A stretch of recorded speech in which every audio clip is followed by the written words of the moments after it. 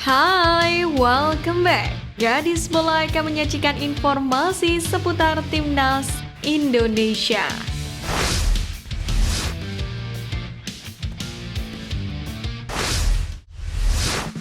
Timnas Indonesia U19 akan menghadapi Thailand di partai final Piala AFF U19 2024. Melihat hal ini, Welber Jardim, pemain berdarah Brasil Indonesia itu berharap konsistensi dari Timnas Indonesia U19 bisa berlanjut hingga sukses menjadi juara Piala AFF U19 2024. Sementara itu mengenai keputusan pelatih Indra Syafri untuk mengubah perannya di lapangan, pemain yang terbiasa tampil sebagai bek sayap ini mulai diberikan tugas sebagai gelandang di turnamen ini. Ia pun mengaku siap dan akan bermain maksimal sesuai instruksi pelatih. Welber Jardim sendiri menegaskan ia dan teman-temannya di tim ingin meraih gelar juara di turnamen negara se-Asia Tenggara kali ini. Ia pun mengaku tak tahu peta kekuatan lawan. Yang ia lakukan hanya akan mempersiapkan diri, berusaha keras mungkin agar hasil yang didapatkan sesuai dengan target. Indra Syafri memang kembali menunjukkan insting kuatnya sebagai pelatih top Indonesia, yakni dengan melakukan perubahan pada posisi bermain Welber Jardim untuk memaksimalkan potensinya. Menariknya, selain Welber Jardim, sudah ada beberapa pemain yang lebih dulu diotak-atik posisinya oleh Indra Syafri dan akhirnya berhasil. Di antaranya adalah Rahmat Irianto. Di bawah Indra Syafri, Rian mendapatkan peran baru sebagai gelandang di Timnas Indonesia U19 dan sukses besar. Kini, Rian pun lebih dikenal sebagai gelandang daripada bek tengah. Kemudian Fadil Suasu, di mana sejak muda ia biasa memainkan banyak peran. Namun ketika bergabung dengan Bali United pada 2015, ia awalnya diplot sebagai bek kiri. Namun pelatih Indra Syafri melihat potensi lain dan mengubah posisinya menjadi seorang gelandang. Fadil Suasu pun kemudian menjadi otak permainan dari Bali United, membawa klub meraih 2 gelar juara dan menjadi legenda klub. Selanjutnya adalah Asnawi Mangkualam yang awalnya berkarir sebagai gelandang, yang kemudian diubah Indra Syafri menjadi bek kanan. Posisi di mana ia berkembang pesat dan menjadi andalan serta kapten Timnas Indonesia. Lalu ada Muhammad Rafli yang diubah posisinya oleh Indra Syafri menjadi seorang penyerang. Rafli pun sempat menjadi andalan Sintayong di Timnas Indonesia pada 2021-2022, termasuk di Piala AFF 2022 dan kualifikasi Piala Asia 2023. Piala AFF U19 2024 akan segera memainkan laga final Timnas Indonesia U19 dan akan berhadapan dengan Timnas Thailand U19 di partai puncak. Ada beberapa kelemahan Thailand yang bisa dieksploitasi oleh Garuda Nusantara. Adalah ketajaman dan produktivitas lini depan Thailand yang mandul. Ya, Timnas Thailand U19 tidak memiliki striker yang benar-benar bisa diandalkan di Piala AFF U19 2024 kali ini. The War Elephant bahkan hanya mampu mencetak 10 gol di sepanjang Piala AFF 2024. Bandingkan dengan Timnas Indonesia yang sudah mencetak 15 buah gol. Selain itu, Timnas Thailand juga memiliki kecenderungan untuk bermain negatif, sesuatu yang sebenarnya bisa menjadi bumerang bagi skuad muda Gajah Perang.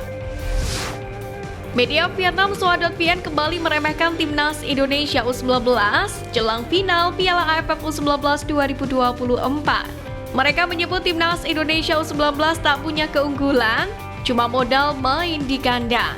Tidak hanya itu, dalam artikelnya Soha pun mengungkap 3 kelemahan yang dimiliki oleh anak asuh Indra Syafri. Pertama, menurut mereka lini serang skuad Garuda Nusantara tidak tajam kendati mencetak 2 digit gol di fase grup. Kemudian, Soa.vn juga menyoroti Timnas Indonesia U19 yang kerap kalah duel udara ketika menghadapi Malaysia U19 di babak semifinal.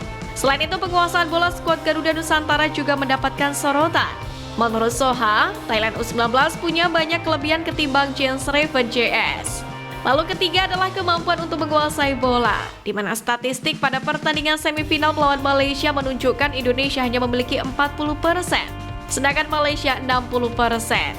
Soha lantas menyoroti Thailand yang lebih kuat dalam hal mengontrol bola.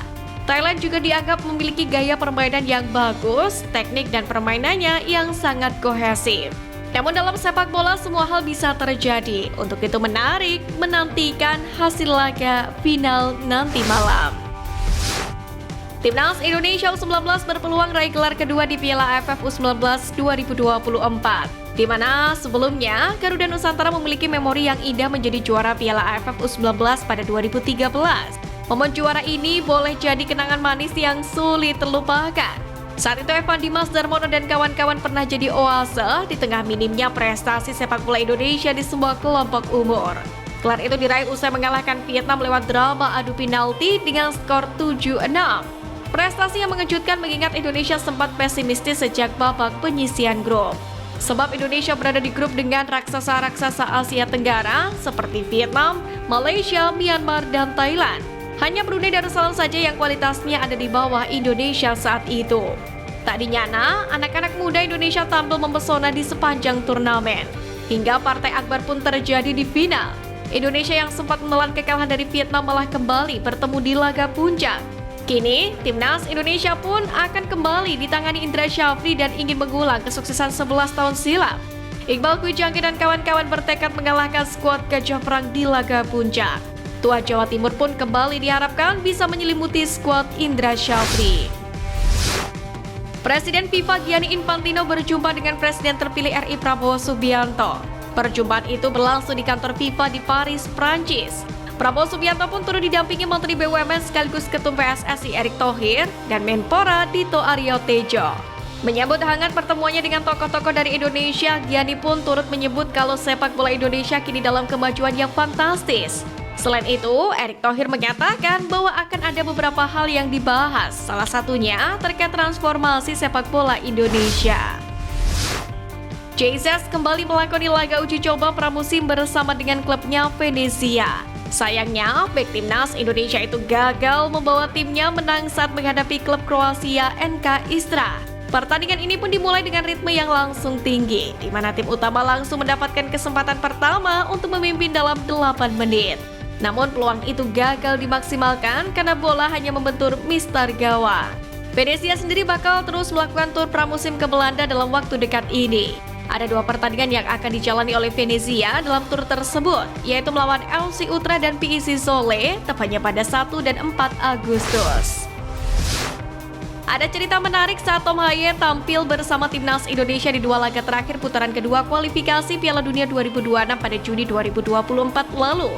Kejadian yang dimaksud terjadi pada laga lawan Irak dan Filipina, tepatnya pada 6 dan 11 Juni kemarin. Saat itu Tom Haye dipercaya sebagai starter oleh Sintayong.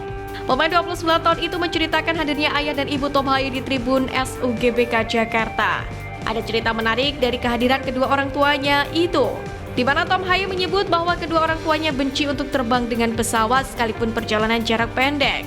Meski begitu, ayah dan ibu Tom Haye rela menyingkirkan rasa takut tersebut demi mendukung sang anak di Timnas Indonesia. Pertemuan dengan kedua orang tua jadi momen emosional Tom Haye saat membela skuad Garuda. Ia pun tak kuasa menitikan air mata saat momen emosional tersebut.